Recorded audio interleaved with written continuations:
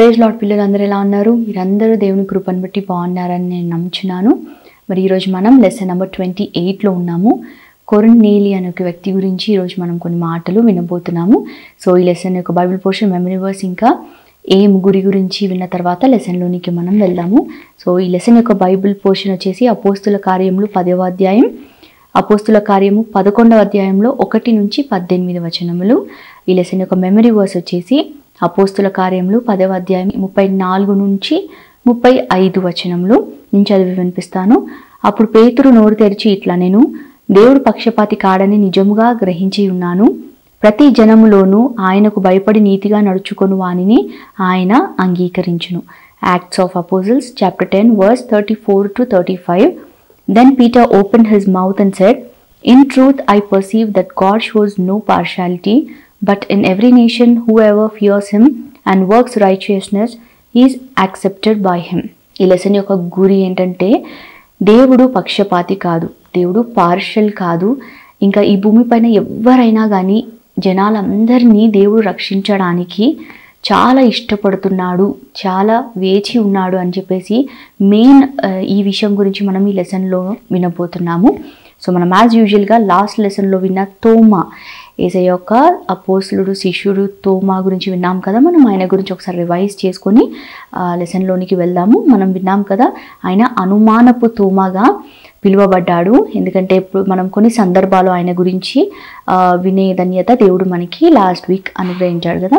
So యేసయ్య ఎప్పుడైతే లాజరు చనిపోయినప్పుడు ఆయనని మరణం నుంచి లేపుదాము, మనం వెళ్దాము అని అన్నప్పుడు తోమాకి ఆ విషయం అర్థం కాలేదు కదా. యేసయ్యతో పాటు మనం కూడా మరణించడానికి వెళ్దామని శిష్యులతో అన్నట్టు మనం చూసాం. ఇంకొక సందర్భంలో మనం చూస్తే శిష్యులతో ఎప్పుడైతే యేసయ్య మాట్లాడుతున్నాడో, నేను మీ కొరకు ఒక స్థలము సిద్ధపరచడానికి వెళ్తున్నాను అని చెప్పేసి అన్నప్పుడు తోమాకి వెంటనే మరలా ఒక అనుమానం వస్తుంది కదా. ప్రభువా, నువ్వు ఎక్కడికి వెళ్తున్నావు మాకు తెలియదు కదా, మరి దానికి మార్గము ఎలా మాకు తెలుస్తుంది అని వెంటనే ఒక ప్రశ్న యేసయ్యని అడిగినట్టు మనం చూస్తాం. అప్పుడు యేసయ్య తోమాతో ఏమంటాడు, నేనే మార్గము జీవము సత్యం అని చెప్పేసి సమాధానం చెప్పినట్టు మనం చూసాము. ఇంకొక సందర్భంలో మనం చూస్తే ఎప్పుడైతే యేసయ్య చనిపోయి తిరిగి లేచాడు, ఆయన పునరుద్ధానుడైన తర్వాత శిష్యులకి మొదటిసారి ప్రత్యక్షమైనప్పుడు అప్పుడు తోమా వారి మధ్యలో ఉండడు కదా.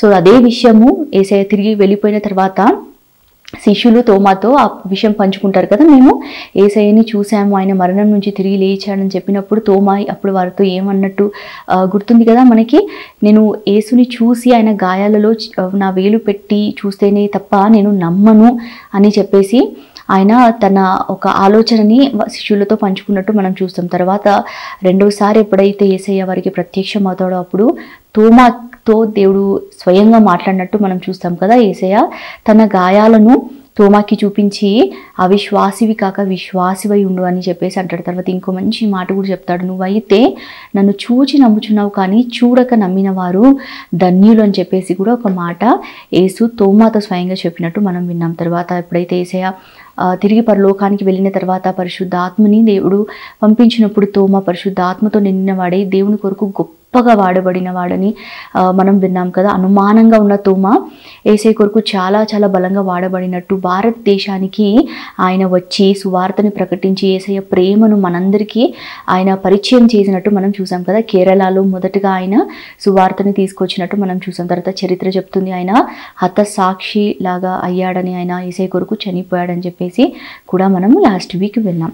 సో ఇప్పుడు మనం కొర్నేలి అనే ఒక వ్యక్తి గురించి మనం కొన్ని మాటలు విందాము. సో ఈరోజు మనం కొర్నేలి అనే ఒక శతాధిపతి గురించి కొన్ని మాటలు వినబోతున్నాము. ఈయన రోమన్ ఆర్మీకి సంబంధించిన ఇటాలియన్ రెజిమెంట్లో ఒక శతాధిపతి, సెంచురియన్ అంటారు ఇంగ్లీష్లో. సో శతాధిపతి అంటే 100 మంది సైనికులకు ఒక అధికారి అనమాట, ఒక కమాండర్, ఒక మంచి స్థానంలో మంచి పొజిషన్లో ఆ సమయాలలో ఉన్న ఒక వ్యక్తి అనమాట. కానీ ఈయన అన్యజనుడు, అంటే దేవుడు అంటే ఎవరో తెలియని ఒక వ్యక్తి అనమాట. ఈయన పేతురు ద్వారా ఎలా రక్షించబడ్డాడో ఈరోజు మనం వినబోతున్నాం. సో ఇప్పుడున్న ఈ లెసన్ మనం ఏ సమయంలో ఉందో మనం ఒకసారి డిస్కస్ చేసుకుందాం. సో మనం పాత నిబంధనలు కూడా నుంచి మనం విన్నాం. మనం నోవా నుంచి యోనా వరకు పాత నిబంధనలో కొంతమంది గురించి మనం విన్నాము. కొత్త నిబంధన వచ్చేసరికి మనం యేసుక్రీస్తు నుంచి మొదలు పెట్టాం కదా. యేసుక్రీస్తు గురించి మనం చదివిన తర్వాత యేసయ్య చనిపోయి తిరిగి లేచి తర్వాత పరలోకానికి వెళ్ళిన తర్వాత ఆయన పరిశుద్ధాత్మ భూమిపైకి ఎప్పుడైతే వచ్చిందో ఆ సమయం నుంచి కూడా మనము స్టెఫెన్ గురించి, పేతురు గురించి, తోమా గురించి మనం విన్నాం. సో ఇప్పుడున్న సమయం ఏంటి? ఈ అపోస్తులు ఎవరైతే ఉన్నారో వీళ్ళు దేవుని సువార్తని ప్రకటించే ఆ సమయాలలో అనేక మంది యేసయ్య గురించి తెలుసుకొని సంఘంలో చేర్చబడే సమయం అన్నమాట ఇది. సో చాలా మంది యేసు గురించి తెలుసుకుంటున్నారు, ఈయననే నిజమైన రక్షకుడు, మెస్సయ్య అని చెప్పి ఆ సువార్తని నమ్మి ఉన్న ఆ సమయం అన్నమాట ఇది. సో ఇలాంటి ఒక సమయాల్లో అన్యజనుడు, దేవుడు అంటే ఎవరో తెలియని ఈ కొర్నేలి యేసయ్య గురించి తెలుసుకుంటాడు అన్నమాట. అదే ముఖ్యమైన మెయిన్ పాయింట్ అన్నమాట.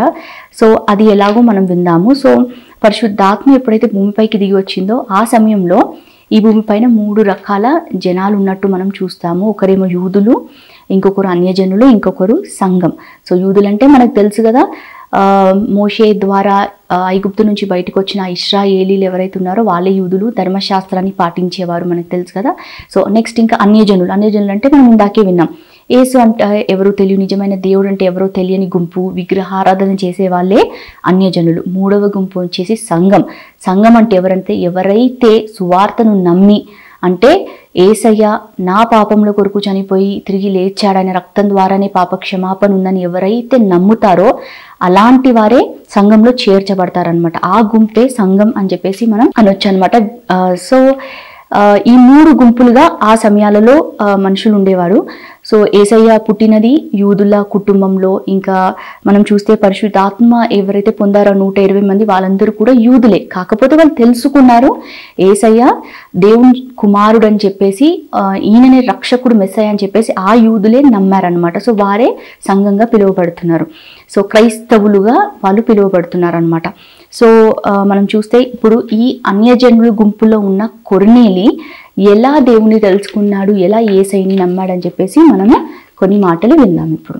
కొర్నేలి జీవితంలో అనేకమైన మంచి గుణములు ఉన్నట్టు మనం చూస్తాం. అవేంటో మనం ఇప్పుడు విందాము. సో కొర్నేలి భక్తిపరుడు, నెక్స్ట్ ఇంటి వారందరితో కూడా దేవుని యందు భయభక్తులు గలవాడంట. నెక్స్ట్ ఆయన ప్రజలకు బహు ధర్మం చేసేవాడు, అంటే సహాయం చేస్తాము కదా, సో అలా మంచి ధర్మ కార్యములు ఆయన చేసేవాడంట. నెక్స్ట్ ఎల్లప్పుడూ దేవునికి ప్రార్థన చేసేవాడు. ఆయన నీతిమంతుడు. ఇంకా యూదా జనులందరి వలన ఆయన మంచి పేరు పొందిన వ్యక్తి. సో ఇలాంటి మంచి మంచి గుణములు, క్వాలిటీస్ ఉన్న ఈ కొర్నేలి దగ్గరికి ఒకరోజు దేవుని దూత ప్రత్యక్షమవుతుందన్నమాట.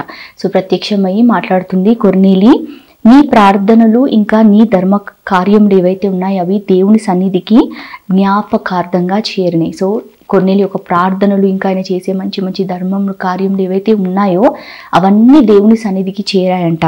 అదే దూత కొర్నేలికి చెప్తుందనమాట. సో ఇప్పుడు నువ్వు చేయాల్సిన పని ఒకటి ఉంది. ఏంటంటే నువ్వు నీ మనుషులను సీమోను అనే ఒక వ్యక్తి వాళ్ళ ఇంటికి నువ్వు పంపించాలి అని చెప్తుందనమాట. సో యొప్పే ప్రాంతంలో ఉన్న సీమోను అనే చర్మకారుని ఒక ఇంటికి నీ మనుషులను నువ్వు పంపించాలి.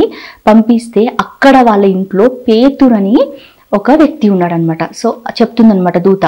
సో ఆ పేతురుని నీవు మీ ఇంటికి పిలిపించుకోమని దూత మంచిగా చెప్తుందనమాట. సో ఆయనకు వచ్చిన ఆ కళ కూడా, ఆ దర్శనం కూడా పగలు 3 గంటలు ఆ సమయం అనమాట, మధ్యాహ్నం సమయంలో 3 o'clock ఆ సమయంలో ఆయన దేవుని దూత అతనికి ప్రత్యక్షమై ఈ విషయాలన్నీ చెప్తుందనమాట. చెప్పినప్పుడు కొర్నేలి అవన్నీ విని విశ్వసించి ఆ మాటలే అందు నెక్స్ట్ రోజు ఒక 3 మనుషులను యొప్పే ప్రాంతానికి పంపిస్తాడనమాట. సో ఆ మనుషులు బయలుదేరి ఆ పేతురు దగ్గరికి వెళ్తూ ఉంటారనమాట. సో ఆ పట్టణంలోకి వాళ్ళు 3 వెళ్ళి ఎప్పుడైతే ఆ ఇంటికి సమీపంగా ఉంటారో అదే సమయంలో పేతురు, మనం విన్నాం కదా ఇందాక, సీమోన్ అనే అతని ఇంట్లో పేతురు ఉంటుంటాడనమాట. సో పేతురు మిద్దె పైకి ఎక్కి, ఆ ఇంటి యొక్క పైన ఉంటుంది కదా బిల్డింగ్ పైన, మనం టెర్రస్ అంటాం కదా, సో అప్పుడు ఆ మిద్దె పైకి అట్లా ఎక్కి ఆయన ప్రార్థన చేసుకోవాలనుకుంటాడనమాట. ప్రార్థన చేసుకోవడానికి ఆయన పైకి ఎక్కినప్పుడు అదే సమయం ఆయనకి చాలా ఆకలి వేస్తూ ఉంటుందంట. పేతురికి ఏదైనా తింటే బాగుండు అన్న ఒక అనిపిస్తూ ఉంటుంది, ఆయనకి బాగా ఆకలితో ఉంటాడు. సో ఇంటి వారు ఆయన భోజనం సిద్ధపరుస్తూ ఉంటారు. సరే అని అదే సమయంలో అట్లా ఆయనకి ఆకలేసే సమయంలోనే ఒక గొప్ప దర్శనాన్ని చూస్తాడనమాట. దేవుడు అతనికి ఒక గొప్ప దర్శనాన్ని చూపిస్తాడు. అదేంటంటే ఆకాశం తెరవబడుట చూస్తాడు. ఆయన తెరవబడుట చూసి ఒక పెద్ద దుప్పటి వంటి ఒక పెద్ద పాత్ర కిందికి దిగుతున్నట్టు చూస్తాడనమాట. అది దుప్పటిలాగా 4 కార్నర్స్కి సపోర్ట్ తీసుకొని ఒక గొప్ప గొప్ప పాత్ర కిందికి ఆకాశం నుంచి దిగి వచ్చుట చూస్తాడనమాట. చూసి అందులో ఏమున్నాయనుకుంటున్నారు, చూస్తే 4 కాళ్ళున్న జంతువులు, మనం చూస్తే చతుష్పాద జంతువులు అంటాం, అంటే 4 legged యానిమల్స్ ఉంటాయి. నెక్స్ట్ వచ్చేసి ప్రాకు పురుగులు, క్రీపింగ్ థింగ్స్. నెక్స్ట్ ఆకాశ పక్షులు, birds of the air. So ఏమేమి ఉన్నాయి, జంతువులు, పురుగులు, పక్షులు, ఇవన్నీ కలిసి ఒకే పాత్రలో ఉన్నాయన్నమాట. అది ఆకాశం తెరవబడి అది కిందికి వస్తూ ఉండడం ఆయన చూస్తాడనమాట. చూస్తున్నప్పుడు ఆయనకి ఒక స్వరం కూడా వినిపిస్తుంది. ఏమని, పేతురు నువ్వు లేచి వాటిని చంపుకొని తినుమని ఒక స్వరం వస్తుంది అనమాట. సో తినమని రాగానే పేతురు సమాధానం ఇస్తాడు ఏంటంటే, వద్దు ప్రభువా, నిషిద్ధమైనవి అపవిత్రమైనవి నేను ఎప్పుడు కూడా తినలేదు అని చెప్పేసి ఒక మాట అంటాడు. సో ఎందుకు ఈ మాట అంటాడు, పేతురు యూదుడు కదా. సో యూదులకు ఖచ్చితమైన కొన్ని పద్ధతులు దేవుడు వాళ్ళకి అనుగ్రహించాడు, నిష్ఠగా ఉంటారు. ఏంటి, వాళ్ళకి పవిత్రమైనవి ఏవో అపవిత్రమైనవేవో దేవుడు ముందుగానే మోసే సమయంలోనే వారికి ఖచ్చితంగా చెప్తాడు. సో వాళ్ళు పవిత్రమైనవే తింటారు, అన్ని రకాల జంతువులను వాళ్ళు తినరన్నమాట. సో అందుకని పేతురు వాటిని చూసి, ప్రభు నేను అలా ఎలా చంపుకొని తినాలి, అవన్నీ అపవిత్రమైనవి కదా అని చెప్పేసి ఒక సమాధానాన్ని ఇస్తాడనమాట. అప్పుడు దేవుడు ఏం చెప్తాడంటే, ఒక స్వరం మళ్ళా అతనికి వినిపిస్తుంది అనమాట. ఏమని అంటే, దేవుడు పవిత్రము చేసిన వాటిని నువ్వు నిషిద్ధమైన వాటిగా ఎంచవద్దు అని చెప్పేసి ఒక స్వరము వినిపిస్తుంది అనమాట. సో ఇక్కడ ఏం చెప్తుంది ఆ స్వరము, దేవుడు వాటిని పవిత్రపరిచాడు, వాటన్నిటి నువ్వు ఏవైతే నిషిద్ధం అంటున్నావో కానీ దేవుడు వాటన్నిటిని పవిత్రపరిచాడు కదా, నువ్వు వాటిని అపవిత్రమైన వాటిగా ఎంచవద్దు అని చెప్పేసి ఒక స్వరం వినిపిస్తుంది అనమాట. ఇలా 3 సార్లు జరిగిన తర్వాత తిరిగి ఆ పాత్ర మరలా పైకి ఆకాశంలోకి ఎత్తబడుతుంది అనమాట. అది మరలా అక్కడికే వెళ్ళిపోయినట్టు ఆయన చూస్తాడనమాట. సో ఇట్లా చూసిన వెంటనే ఆయన ఒక ట్రాన్స్లో ఉంటాడు. అంటే ఏంటి అసలు ఏం జరిగింది అని చెప్పి, అసలు ఏంటి దీనికి అర్థం అని చెప్పి ఆయన ఆలోచిస్తుండగానే ఈ లోపలనే ముగ్గురు ఎవరైతే కొర్నేలి ఇంటి నుంచి వచ్చారో వాళ్ళు కరెక్ట్గా పేతురుని వెతుక్కుంటూ ఆ ఇంటి వద్దకు వస్తారనమాట. ఇంటి వద్దకు వచ్చి వాళ్ళు పేతురు ఉన్నాడా ఇక్కడ అని అడుగుతూ ఉంటారనమాట. సో పేతురు అయితే మిద్దె పైన ఉన్నాడు, అతనికి తెలియదు వాళ్ళు వచ్చారని, అతని కోసమే. అయితే వెంటనే దేవుడు మరలా ఒక స్వరం వినిపిస్తాడనమాట. మరలా దేవుడు పేతురుతో మాట్లాడతాడు. ఏమని అంటే, ఇదిగో 3 మనుషులు కింద వచ్చి ఉన్నారు, నువ్వేమి భేదం లేక ఏమి ఆలోచించకుండా నువ్వు కిందికి దిగి వారితో వెళ్ళుము అని మరలా దేవుని ఆత్మ అతనితో మాట్లాడుతుంది అనమాట. ఇది ఎంత మంచి విషయం కదా. పేతురు కిందికి వెళ్ళి చూడడు, పేతురుకి అసలు తెలియదు ఎవరు వచ్చారో. కాకపోతే దేవుడు అతనితో ముందే చెప్పేశాడు, ఏమని, కింద నీ కొరకు 3 మనుషులు నీ కొరకు ఎదురు చూస్తున్నారు, నువ్వు కిందికి దిగి వెంటనే వారితో మాట్లాడు, నువ్వు వారితో ఏ భేదం లేదు, ఏం ఆలోచించకుండా నువ్వు సందేహించకుండా వెళ్ళిపో వాళ్ళతో అని చెప్పేసి చెప్పినప్పుడు వెంటనే పేతురు కిందికి దిగి వారిని అడుగుతాడు, మీరు వెతుకుతున్న పేతురుని నేనే అని చెప్పి అడుగుతాడనమాట. అసలు ఎందుకు వచ్చారు మీరు అని అన్నప్పుడు వారు చెప్తారు, ఇట్లా కొర్నేలి ఇంటి నుంచి వచ్చాము, దూత మాట్లాడడం అవన్నీ కొంచెం సేపు వాళ్ళు అక్కడ మాట్లాడుకున్న తర్వాత వెంటనే పేతురు వారిని లోపలికి తీసుకెళ్ళి మంచి మర్యాద చేసినట్టు మనం చూస్తామన్నమాట. సో నెక్స్ట్ డే ఆ మరునాడు పేతురు ఈ కైసర నుంచి, అంటే కొర్నేలి వాళ్ళ ఇంటి నుంచి వచ్చిన ఆ 3 కలిసి ఇంకా యొప్పే ప్రాంతానికి, అంటే పేతురు ఏ ప్రాంతంలో అయితే ఉన్నాడో ఆ ప్రాంతంలో ఉన్న ఒక 6 తీసుకొని కొర్నేలి వాళ్ళ ఇంటికి కైసరియాకు బయలుదేరినట్టు మనం చూస్తామన్నమాట. సో అప్పటికే కొర్నేలు తన బంధువులను ఇంకా ముఖ్య స్నేహితులను పిలిపించి పేతురు కొరకు వాళ్ళందరూ ఎదురు చూస్తుంటాడనమాట. సో ఎప్పుడు పేతురు వస్తాడు, ఆయన అసలు ఏం మాట్లాడతాడు, దేవుడు మాకు ఏం ఆజ్ఞాపించాడు అని చెప్పేసి ఒక మాటలు వినాలని ఎంతో ఆశతోటి కొర్నేలి ఇంకా వాళ్ళ కుటుంబంలో ఉన్న వాళ్ళందరూ ఎదురు చూస్తూ ఉంటారనమాట. సో పేతురు ఎప్పుడైతే కొర్నేలి వాళ్ళ ఇంటికి వస్తాడో కొర్నేలి వెంటనే అతనికి సాగిలపడి పాదములకు నమస్కారం చేస్తాడనమాట. చేసినప్పుడు పేతురు వెంటనే నువ్వు లేచి నిలబడు, నేను నరుడనే, అంటే నేను మనుషుడనే అని చెప్పేసి ఒక మాట అంటాడనమాట. సో పేతురు ఎందుకు అలా అన్నాడు, మనుషులకి కాదు కానీ దేవునికే నమస్కారం చేయాలి, వాళ్ళు దేవునికే సాగిలపడే వాళ్ళు యూదులు కదా. సో ఇలా నేను నరుడనే, నేను మనుషుడని కాబట్టి నాకు నమస్కారం చేయాల్సిన అవసరం లేదని చెప్పేసి వెంటనే కొర్నేలిని లేపుతాడనమాట.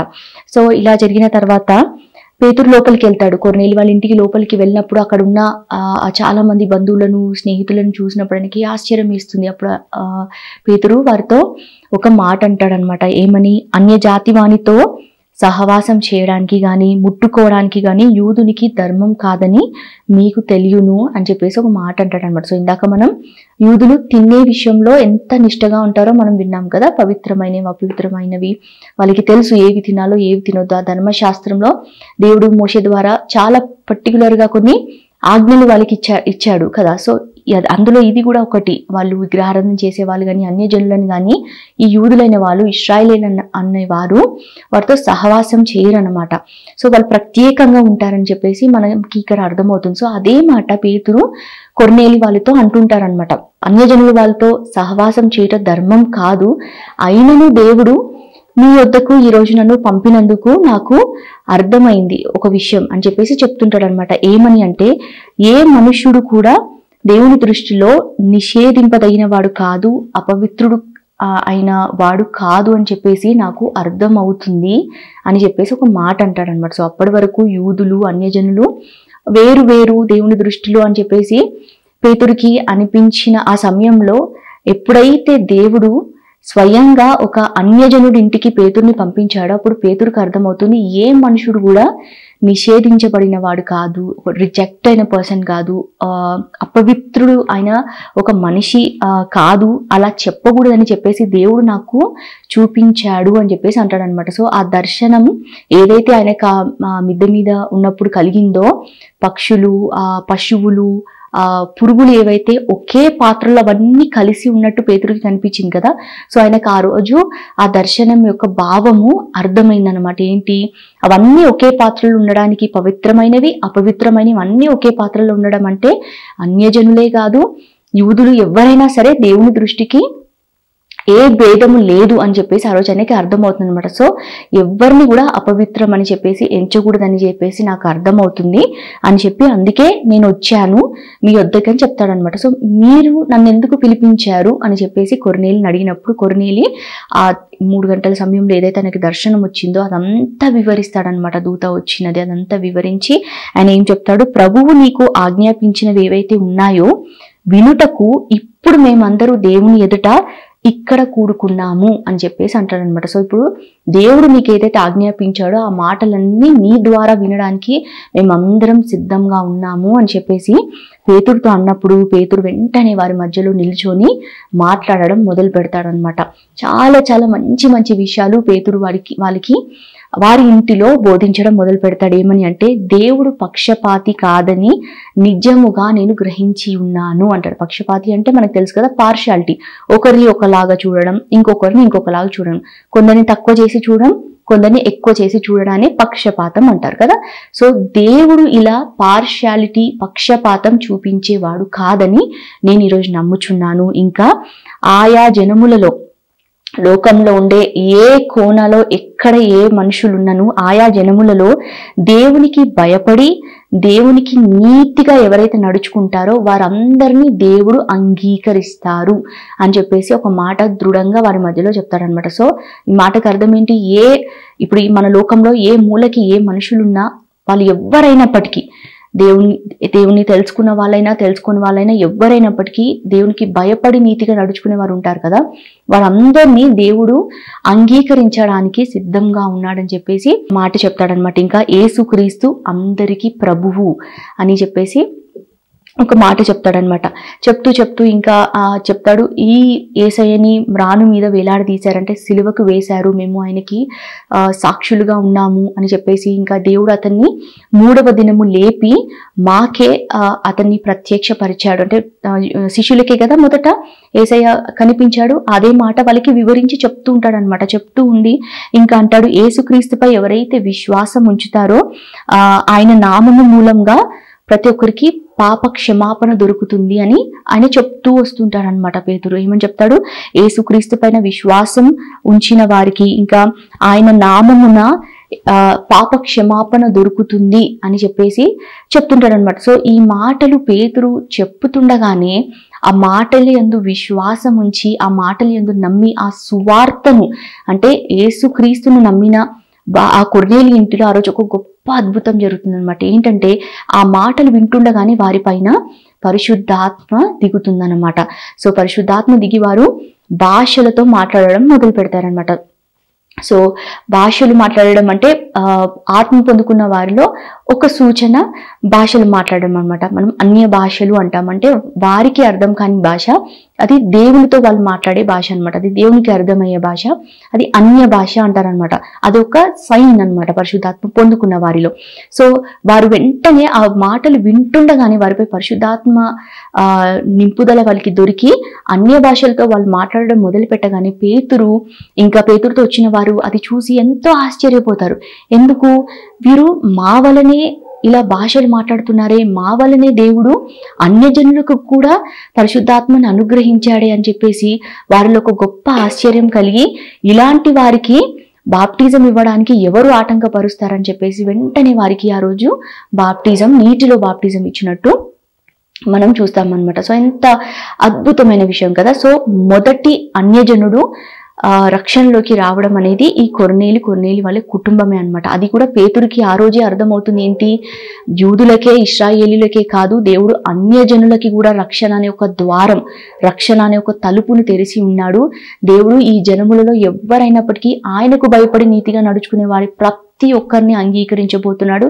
ఆయన సువార్త ప్రతి ఒక్కరికి వినిపించబోతున్నాడు. ప్రతి ఒక్కరిని రక్షించడానికి దేవుడు సిద్ధంగా ఉన్నాడని చెప్పేసి ఆ రోజు పేతురుకి ఎంతో స్పష్టంగా అర్థమవుతుంది అనమాట. సో అలా ఒక అన్యజనుడైన కొర్నేలు యేసయ్యని నమ్మి, సువార్తను నమ్మి, సువార్త అంటే మనకు తెలుసు కదా, మంచి వార్త. సు అంటే మంచి కదా, వార్త అంటే ఒక మెసేజ్, ఒక గుడ్ మెసేజ్, ఒక గాస్పెల్. ఏంటి ఆ గాస్పెల్? యేసయ్య మన కొరకు ఈ భూమిపైకి వచ్చి మనందరి పాపాలు తన పైన వేసుకొని మన కొరకు ఆయన ఎంతో శ్రమను అనుభవించి ఆయన సిలువలో మరణించి ఆయన పవిత్రమైన రక్తము మన కొరకు కార్చి ఆ రక్తం ద్వారా మనకు ఒక గొప్ప పాప క్షమాపణ మనకి కలుగజేస్తుంట. ఆయన ద్వారానే మనకి రక్షణ దొరుకుతుంది అనేదే గొప్ప సువార్త కదా. ఈ సువార్తను ఆ రోజు ఆ అన్యజనులైన వారు నమ్మి పరిశుద్ధాత్మని పొందుకొని తర్వాత బాప్టిజం తీసుకున్నారనమాట.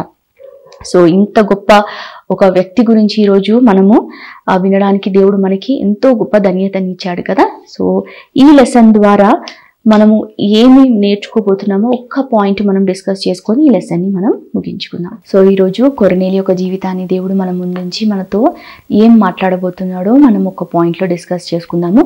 సో ఇప్పుడు మనం ఉంటున్న ఈ భూమి పైన మనకి కళ్ళ ముందు కనిపించే చాలా మంది ఉన్నారు కదా, చాలా రకాల మందిని మనం చూస్తాం.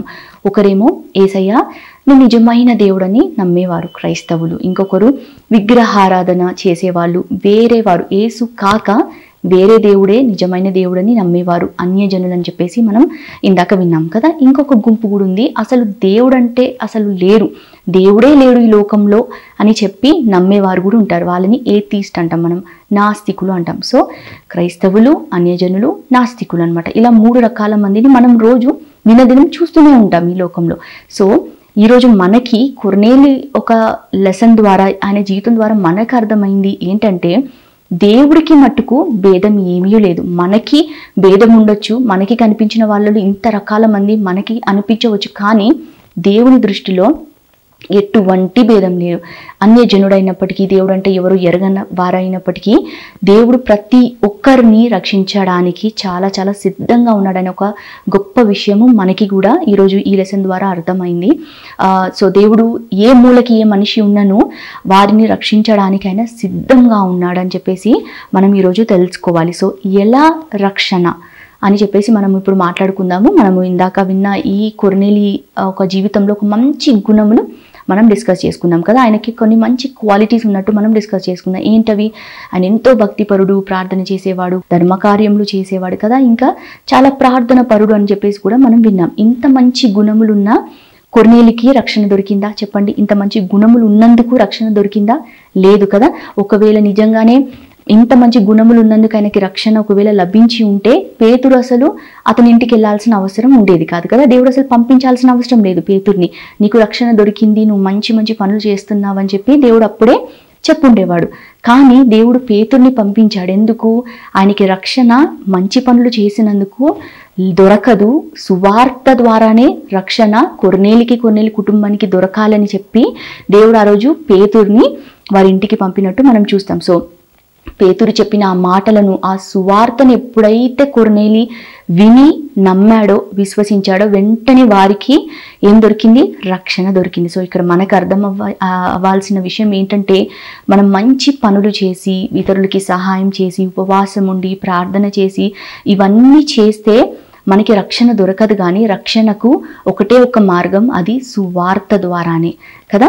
సువార్త అంటే దేవుడు ఇందాక మనం విన్నాం కదా, మంచి వార్త. అది యేసయ్య గురించిన ఒక మంచి వార్త ఎప్పుడైతే విని విశ్వసిస్తారో, అలాంటి ప్రతి ఒక్కరికి ఏ భేదం లేదు, ఎవరైనప్పటికీ విశ్వసించిన ప్రతి ఒక్కరికి ఏం దొరుకుతుంది? రక్షణ దొరుకుతుంది. నిజంగా చూస్తే దేని నుంచి రక్షణ? రక్షణ అంటే ఏంటి?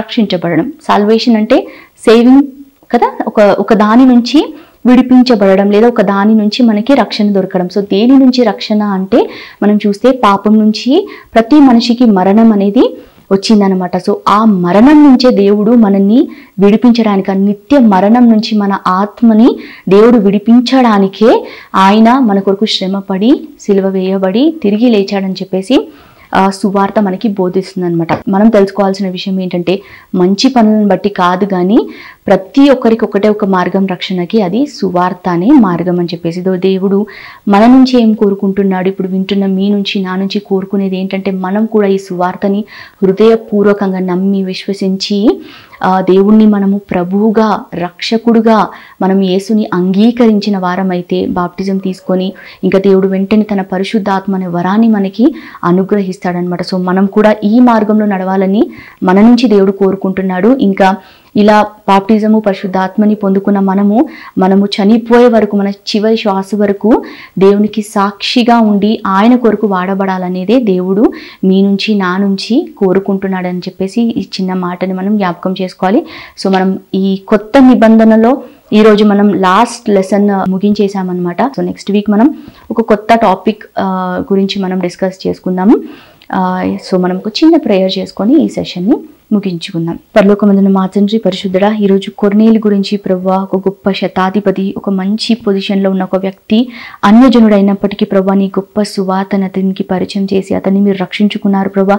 యూదులకు అన్యజనులకు మధ్యలో ఒక గొప్ప మధ్య గోడని మీరు విరగొట్టాడు ప్రభువా. మొదటి వ్యక్తి అన్యజనుడు ప్రభువా, కొర్నేలికి ఒక గొప్ప రక్షణని ఇచ్చారు. ఈరోజు మేము కూడా దేవుడు అంటే ఎవరో ఎరగని మాకు కూడా ప్రభువా మీ సువార్త ద్వారా గొప్ప రక్షణని ఇచ్చారు ప్రభువా. స్తోత్రములు, మీకు వేలాది వేల వందనాలు మేము తెలియజేస్తున్నాం ప్రభు. ఇంత గొప్ప వ్యక్తి గురించి ఈరోజు మేము మాట్లాడుకోవడానికి మీరు మాకు ఇచ్చిన ధన్యతను బట్టి స్తోత్రములు ప్రభు. మేము కూడా ప్రభు మీ గొప్ప సువార్తని నమ్మి మీ ఆత్మను పొందుకొని ప్రభు మీకు గొప్ప సాక్షులుగా ఉండడానికి మీ యొక్క సహాయం మాకు అనుగ్రహించమని, ఇంకా ముందున్న సెషన్స్లో మీరే మాకు తోడుగా ఉండి నడిపించమని యేసయ్య అతి పరిశుద్ధ నామములో అడిగి బతిమలాడి వేడుకుంటున్నాను పరమ తండ్రి. ఆమేన్.